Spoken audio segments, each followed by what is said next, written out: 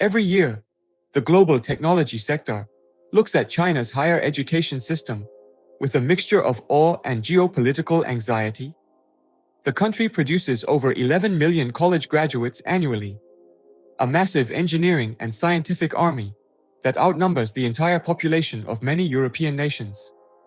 For decades, Western venture capitalists and economists assumed this historic accumulation of human capital would guarantee an unstoppable transition into a high-wage, consumption-driven, consumption-led economy.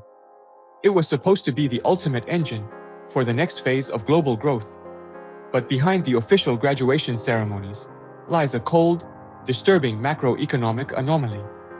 According to recent institutional metrics and revised domestic labor data, the unemployment rate for urban youth aged 16 to 24, excluding those still in full-time education, stands at a stubborn 16.3%.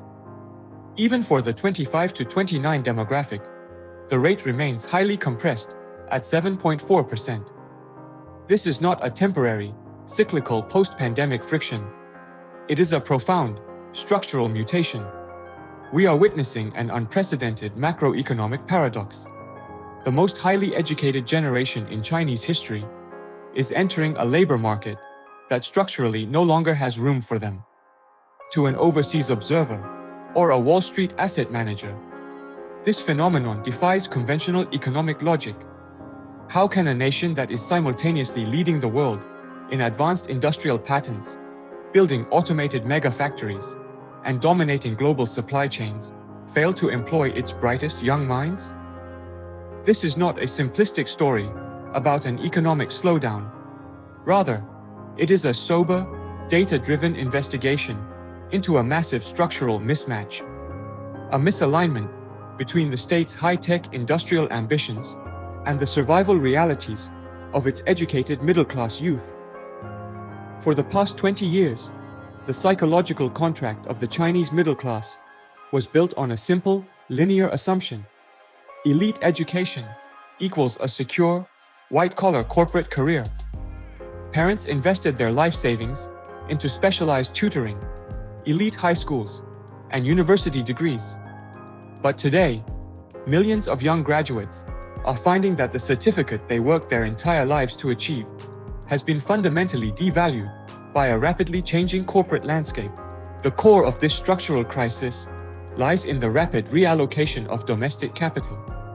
To understand why white-collar jobs have evaporated, we must analyze where the nation's financial resources are currently being deployed. In response to the historic real estate correction and structural adjustments in the consumer technology sector, capital has been systematically redirected into advanced manufacturing. This strategy is heavily anchored by what policymakers call the new trio: electric vehicles, lithium-ion batteries, and solar photovoltaics. Without question, the new trio has achieved historic global dominance. Chinese EV manufacturers and green energy conglomerates are outcompeting Western legacy firms across every metric of production efficiency and supply chain integration. But here lies the critical macroeconomic blind spot that global analysts frequently overlook. Advanced industrial manufacturing is mathematically incapable of solving a high education employment crisis. Modern high-tech factories are marvels of automation. They are populated by robotic arms, automated guided vehicles, and algorithmic logistics systems. A multi-billion-dollar gigafactory requires vast capital expenditure and thousands of tons of raw materials, but it requires very few human workers. And the workers it does require are highly specialized industrial technicians, assembly line operators, and factory floor managers, not the millions of finance, marketing, legal, and software graduates flooding the market every summer. Furthermore, the domestic regulatory tightening across internet platforms, private tutoring, and the real estate ecosystem over the past several years has effectively dismantled the three largest historical engines of white-collar youth employment. In Western economies, the service sector and corporate tech ecosystems absorb the vast majority of college graduates.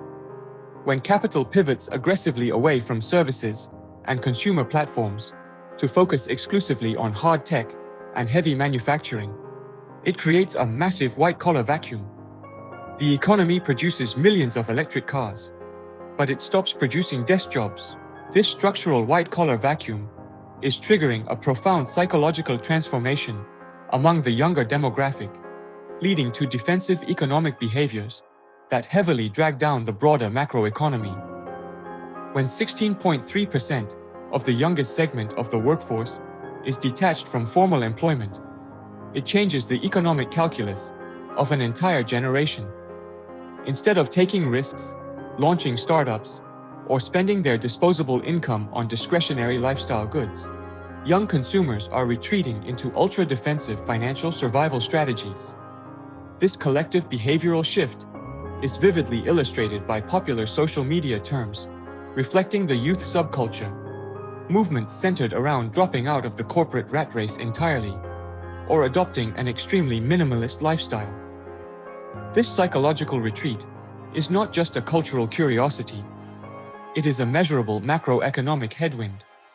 In a healthy consumer economy, young workers in their 20s are supposed to be the primary drivers of marginal consumption. They buy their first cars, rent premium apartments, dine at upscale restaurants, and buy discretionary tech products. Today, facing flat wage growth and severe employment competition, they are doing the exact opposite.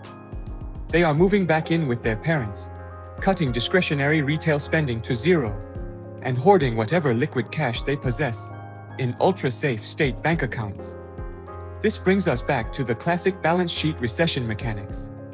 Just like their parents, who watched their household wealth erode due to the crumbling valuations of residential real estate, the younger generation is conducting a balance sheet repair of their own. They are aggressively minimizing risk. Even those who are currently employed live under the constant anxiety of corporate downsizing and wage compression. When millions of highly educated consumers simultaneously decide to stop spending, the domestic retail market experiences a persistent structural softening, neutralizing cheap credit and record low interest rates. Why should a global investor, a tech executive in Silicon Valley, or a policymaker in Washington care about a 16.3% youth unemployment rate in Chinese cities? Because it signals a fundamental risk to the long-term compounding potential of the world's second-largest economy. When a nation high-centers its youth population in a state of structural underemployment, it risks entering a long-term economic trap. Human capital behaves like a muscle. If it is not utilized, it undergoes rapid atrophy.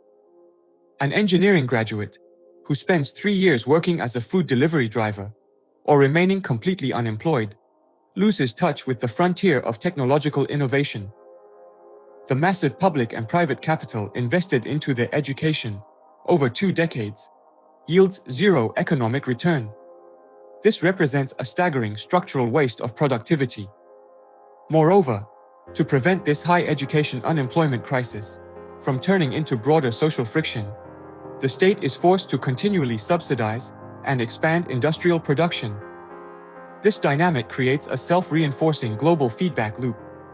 To keep factories running and maintain basic economic momentum, the excess industrial output must be pushed into the international market.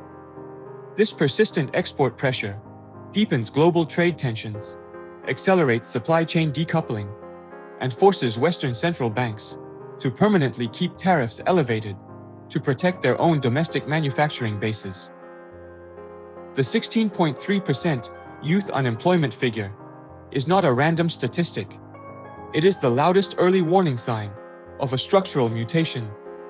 It marks the definitive end of the era where education guaranteed middle-class wealth, and marks the beginning of a highly disciplined, hyper-industrialized economy running on automated efficiency rather than consumer optimism. Decoding this structural mutation is the absolute key to understanding the future trajectory of global trade and the limits of state-directed capital. Thank you for watching.